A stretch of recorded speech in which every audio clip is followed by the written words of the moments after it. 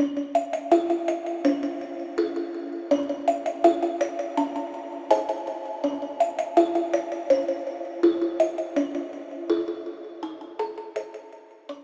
hello! Today we are here to wrap up my reading for the month of October, which, I don't know. I feel slumpy when I look at the numbers. I guess I'm not, but I don't know. My creativity, drive, etc. has just not been great the last month or two. Some of that is because of world events. Some of that's just, you know, work being super busy and life and who knows. But I did read a good number of things, but I don't know. I feel like they happened in sort of bursts, so it was not my general normal kind of like steady, constantly reading. It was more just like, oh, I'm in the mood to read, which is fine. That is when one should read, when one is ready to. So anyway, I definitely had some things I liked, but I feel like there was a lot of just fine things to liked them, but I don't have a lot to say about them. So I don't know. We'll see how this one goes. But we'll start with my stats and then we'll get into my superlatives. So yeah, I read 17 books in the month of October, and these are them. I had a lot of specific genre reading and not my normal amount of variety. So I actually technically read roughly the same number of pages, even though I read fewer books, and that's because my average book length was a little bit longer this month. I also read slightly older books, which is always exciting. So my average age was 16 years, and the average amount of time a book had been on my TBR was 1 year, and the average amount I actually paid for a book was $2.60. As I mentioned, genre-wise, very focused in speculative romance, so sci-fi or fantasy romance, and mystery, and then also, you know, a few other things, but I was definitely in sort of comfort reading mode / prepping for the Goodreads Choice Award mode, which we will talk more about. In terms of how I felt about the books, actually a higher average rating than I've had the last few months, so 3.56, pretty solid rating average, with a lot of 4-star books, a lot of things that I really enjoyed, even if I didn't quite love them. So yeah, I feel like that is a success story. And I don't think I had any notable DNFs this month, so I also feel good about that. I had a mixture of things that I had borrowed versus things that came off of my TBR, and you can kind of see where I got books from, you know, New Bookstore, Amazon, Kindle Unlimited, library, and the publisher were the main ones. And then of the things that I read for challenges, half of them were for projects. I had one buddy read, a few arcs, and then several I read for a vlog that you've either seen or will see in the future. So yeah, like I said, when I look at it by the numbers, I realize I did a lot more, like I got a lot more done than it feels like. But again, I think it's just because the pace of reading for me was a little different in October than it normally is, so it just felt a little bit different. Okay, so then looking at all of the books I read, let's start with advanced reader copies. So I did read 2, both of which I really enjoyed in the moment, but I don't think I retained a lot about either of them, to be totally honest. So The Final Curtain by Keigo Higashino, I enjoyed. I liked it for what it was. It is the final book in an ongoing series from this author. I have not read any of the previous books, though I do have on my list to read, I think Malice is in this series from this author, and I would like to read that. But I actually like this better than The Devotion of Suspect X, which was the first book I read from this author. I thought that this one was better paced and like more believable is kind of a weird word, but it didn't feel to me like it was trying to be as twisty or clever as The Devotion of Suspect X. And to me, The Devotion of Suspect X didn't totally pull off what it was trying to do. Try not to give spoilers for either book, but I felt like The Final Curtain was more successful in terms of accomplishing the kind of trope it was trying to do. So setup is we have a woman who has ran away from her husband and son, lives a life for many years in this small village in Japan, and she has some friends that are local, but she'll never talk about her previous life. She gets this sort of suitor, but there's kind of weirdness or complications in them being together.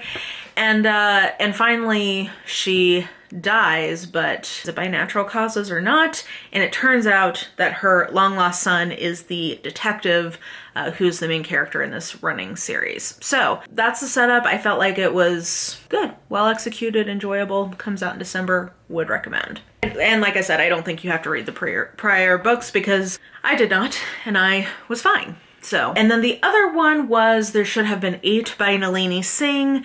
If you watch this channel, you know I absolutely love Nalini Singh.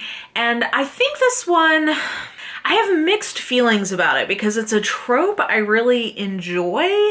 But I don't know. I feel like the back of the cover made it sound like it was going to be more of an isolated closed circle mystery than it in fact was. So that might have just been a bad expectation on my part. But just know this doesn't, while I guess it technically is an isolated closed circle mystery, that's not really how it reads.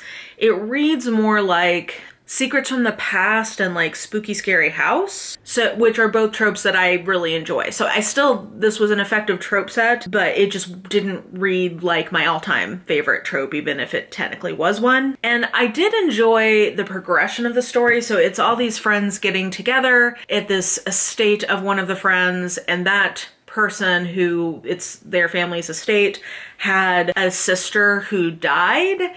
And it's sort of a secret among the friend group, some of the dynamics around that person's death. And there's a lot of like what really happened with that and who's really involved or not. So it's that. And plus, is the house haunted? Like, is there a ghost? Like, that's kind of the question. So I thought that all of that was effective. I do think there's a lot of characters and the ending kind of went off the rails for me. Like, I don't know that I love the ending of it in terms of, it felt a little mismatched in terms of the solution versus the rest of the story. So in that sense, maybe not my favorite ending, but I still thought that this was really good. And Nalini Singh is just, what a queen. I love the way she writes, and I thought that this was a really strong thriller from her. 4 stars, thumbs up for me. And then if you look at all of the challenges and projects I had going on, I mean, let's see, which of these am I going to talk about more? So I read Silent in the Grave by Deanna Raybourn, which I had mixed feelings about, but I will talk about that more in the video that I end up doing on her. I'm doing a try a new author video with her where I'm going to read 3 books. So this was the first one of that. I also tried to do some pre-reading for the Goodreads Choice Awards. I'm going to talk about some of these more, but Finlay Donovan is killing it. I read before I realized that those books have never been nominated before. So a little bit tragic in terms of potentially wasted effort because did not much care for that book, and we will talk about it. I've read Just Another Missing Person by Gillian McAllister, which was good but not great, because that might make it. I've read The Only One Left by Riley Sager, which we'll talk more about, and I also read The Bandit Queens by Perenni Shroff. And I'll go ahead and say, I'm gonna give this the superlative of hardest book I read to genre categorize. I ended up just marking it in my spreadsheet as general fiction because it's a story, oh man, I could see it making the mystery thriller list because it is a crime story, but it doesn't really read like traditional crime fiction. It reads like a less wacky version of Dial A for Aunties by, oh god, who wrote that? Jesse Sutano. It's like less wacky. It's much darker, and it's very sort of like darkly funny, but it's similar in the sense of, is that book really a mystery or not? Like, I guess so, but it's kind of just general fiction. So this is a woman who lives in an Indian town, as in a town in India. Her husband has been missing for 5 years, but everybody thinks she killed him. So one day she's in like this micro loan group with these other women, and one of the other women approaches her about helping her get rid of her abusive husband. And things kind of just escalate and progress from there. So this is a lot about the violent patriarchy that these women just endure on a day-to-day basis. It is very casually abusive and violent, so know that about the book. And it also has, you know, a lot to say about the caste system in India. So there's a lot thematically going on in this. There's also a lot about like female friendship. Like I really loved, the main character's name is Geeta, and she has, as her best friend, she had a former best friend named Solini? I forget what that character's name is, but they were best friends, and then with their marriage, she got kind of like separated from her, and now they're kind of like frenemies, and it's about them finding their way kind of back together, which I thought was nice. So anyway, this is a hard to categorize book in terms of its genre, and I ultimately didn't love it, but I did really like it. I enjoyed it and I appreciated it. It had a lot to say, it feels like. So I gave this 4 stars, but it definitely, I would call it the hardest book to pin down what it's trying to do exactly in terms of genre. So yeah, but I also read this in prep for the Goodreads Choice Awards. I had a buddy read, which was The Magic Toy Shop by Angela Carter. Not my favorite, but definitely reminds me that Angela Carter is a great writer. You can see the book club we did about this on Bethany's channel because it was our Blades and Bodice Ripper book club pick. And you also can see me in my Felicity doll costume there. So yeah, read that as a buddy read. In terms of longer term series progress, I did finish Framley Parsonage by Anthony Trollope, and I am giving this the superlative of what you should read if you want an actually historically accurate romance, like a historical romance that is truly historically accurate. If you watch this channel, you know I kind of get up on my soapbox a little bit about people's perception of historical accuracy versus the reality. That the weaponization of like things not being historically accurate often has a very specific kind of like social political agenda there. So if you're somebody who wants to, this is what I'm thinking of when I say like, well, if you want something actually historically accurate, read a classic, read something from the time. And this is a romance. Like there's a bunch of different romances happening. There's a lot of complication. We have another in this one similar to Dr. Thorne, and there's a lot of character overlap. And I mean, there's always character overlap. We have the Proudies. We have like we have a lot of recurring characters. Like it's a series, that makes sense. But like Dr. Thorne, this actually has a lot to say about like men being put into relationships that they're maybe not excited about in this time period. So I thought that was interesting. And yeah, there's just a lot of different kind of pairings happening. So it struck me that this was in some ways a historical romance. But anyway, I only have 2 books left in the series, and I'm supposed to read them by the end of the year. Not sure that will happen, but I'm hoping I can get at least 1 more read before the end of the year. Oops, sorry, I moved you. And then we talked about that. Oh yeah. Okay. Then the only other thing is I did make progress on reading Roberts / series that I need to read with the In Boonesborough trilogy. So we'll talk more about that in a second. So now let's talk about my most recommended, least recommended, most favorite, least favorite. Least favorite. Yeah, I guess least favorite. This, you know what? I'm just gonna do it. My least favorite because of the star rating, and then also my least recommended because I think I need to temper some of the hype around this book, is Finlay Donovan is Killing It. I know, guys. So this is not a terrible book, okay? I don't want to give the impression that I think that this is trash and I don't understand why other people would like it. I absolutely see why other people enjoy it, but it is very voice-driven, and it is a voice I struggled with. So it's got a cool setup. The setup is that we have a single mom who's in this contentious divorce, sort of like newly apart from her partner who cheated on her, and she has been a writer, but she's really struggling, and she's in a Panera, and someone overhears her talking about the plot of this mystery she's writing, and they think that she could be a hit person, and so they contract her to take someone out. Okay, so it's like kind of wacky, not cozy mystery exactly, but like very character-driven mystery. It definitely has a lot of like humor to it and sort of like a more comedic perspective, but it's very voice-driven. And I listened to the audiobook, which I think for me was a mistake. So I have decided if I end up needing to continue in the series because the third one gets nominated for the Goodreads Choice Awards, I will proceed in written form because I think the audio was exacerbating the kind of voice issues I had with it. I struggled to connect. I was also very anxious in this book, which I read this kind of book to have relaxation. And for me, it was very anxiety inducing because there's like these custody issues and I just found that like really stressful. Like I found the whole book really stressful. So it just wasn't giving me what I wanted from that kind of book. But the reason I ended up giving it 2 stars instead of 1.5 is because at the very end, I was connecting more with, oh gosh, who is her babysitter? Is it Vera? I can't remember the name of her, the babysitter, like the woman who looks after the kids, who's her best friend, who's a very like distinctive character. Like I was connecting more with her.